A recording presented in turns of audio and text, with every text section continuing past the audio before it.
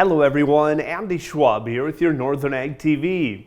Well, a Wyoming lawyer that has done a lot for the ag industry is now acting Deputy Secretary for the Department of Interior. Karen Budd Falen was elevated to the interim position last week when Interior Secretary Doug Burgum signed an order for the fulfillment of the critical number 2 position. The move comes as appointed Deputy Secretary nominee Kate Macgregor waits for Senate confirmation hearing. Budd Falen was assigned to the Associate Deputy Secretary role earlier this month. Now, speaking of my home state, the recent federal court's appeals ruling regarding that corner crossing case on a ranch in Wyoming has many curious what the implications could be. Wyoming Stockgrowers Association Executive Director Jim Magagna told me this latest decision means that landowners should be more vigilant about making the perimeters on their property. I'm not ready to say that this means every landowner should go out and have a survey done to determine without doubt where the corner of their land is. But whatever they deem to be the corner, I think they need to be prepared to respect that there will be a possibility of members of the public crossing over that corner. If members of the public cross over a spot and the landowner has sufficient evidence that that wasn't the corner, so they in fact trespassed on his land, that's the way I would read this case at this point, he would still have a cause for trespass.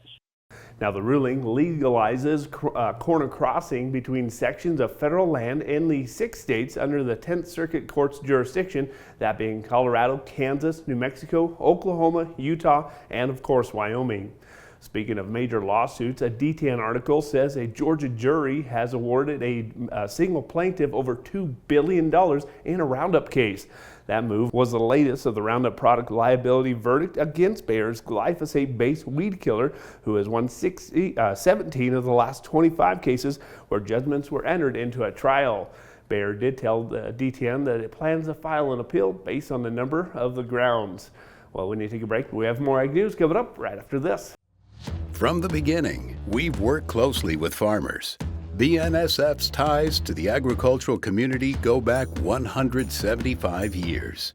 Together, we've innovated to make the U.S. agriculture supply chain one of the most efficient and productive in the world. Our strong relationship powers BNSF still today and helps us move the nation like no one else can. At BNSF, we move the nation for you. Talking with someone that you know is stressed out, those are difficult things to approach, but if you're good friends with those people, reach out and say, I'm here to talk to you. We can find somewhere to get some assistance. It's hard to get involved, but at the same time, you want to just say, hey, there is help available. For more tips in dealing with stress in agriculture or for free counseling for egg producers, visit beyondtheweather.com. Well, Friday's Cattle on Feed report was a very bullish report for the cattle industry, as it was that latest coming from the USDA, and they said that the cattle placed into feedlots during the month of February was 17% lower than the year-ago figures, and that's actually the largest decline I've witnessed in my time of the market reports.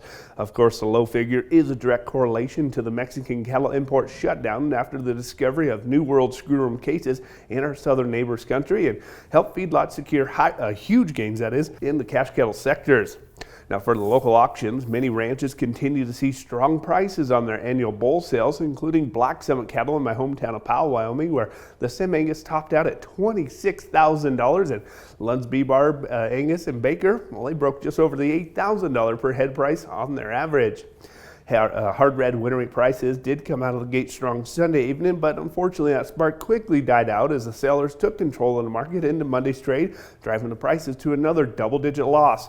Now, Monday's price action for the wheat, especially the hard red winter wheat, is a little puzzling considering the temperatures that are expected to be above average across much of the western half of the U.S. for the next 2 weeks. Corn futures did manage, though, to snap a 4-week losing streak last week, and they're looking to build off that momentum this week. Well, that's going to do it for our Ag News. I'm Andy Schwab. Have a great rest of your day.